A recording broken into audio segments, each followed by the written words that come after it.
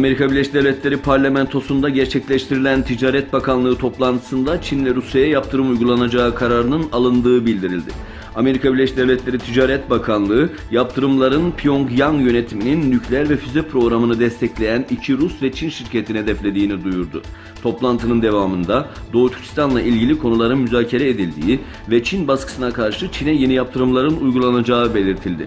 Ayrıca Trump'ın Çin'e 200 milyar dolarlık verginin daha uygulanması talimatını verdiği gelen haberler arasında. Birleşmiş Milletler'in terörizmle mücadele gerekçesiyle zorla kamplarda tutulan 1 milyon Uygur Türk'ünün serbest bırakılması çağrısına Çin'den akla ziyan bir savunma geldi. Çin savunmasında Müslümanlara kötü muamele uygulanmıyor, radikal İslam'a karşı eğitim veriliyor ifadeleri kullanıldı.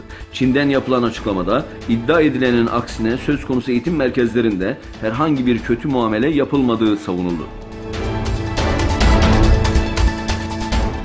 12 Eylül Bita Winter haberinde Doğu Türkistan'da Çin rejiminin yılbaşında bölge sakinlerinin evlerinde düzenlediği kontroller sırasında 3 çocuk sahibi Adil isimli Uygur gencin evinde arkadaşından ödünç aldığı iddia edilen bir hard diskin içerisinde namaz kılmayı öğreten videolar Çin polisi tarafından bulundu.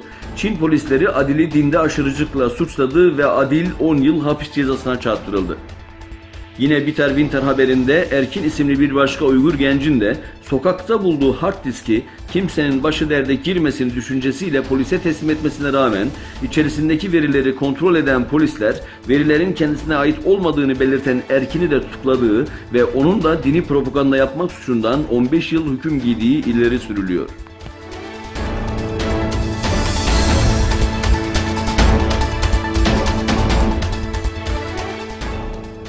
AK Parti İstanbul Milletvekili Mustafa Yeneroğlu, Birleşmiş Milletler bünyesinde yer alan insan hakları mekanizmalarını ve uluslararası toplumu Çin'in Şincan bölgesindeki Müslümanlara yönelik sistematik baskıya son verilmesi için harekete geçmeye çağırdı. Yeneroğlu, Anadolu Haber Ajansı muhabirine Çin'in Şincan bölgesinde yaşayan başta Uygur Türkler olmak üzere Müslümanlara yönelik sistematik baskılara ilişkin açıklamalar yaptı.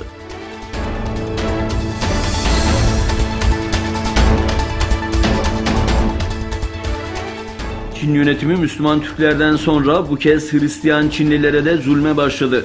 Müslümanların kutsal kitabı Kur'an-ı Kerimleri toplayıp yakan, camileri yıkan Çin rejimi şimdi de Hristiyanlara zulme başladı.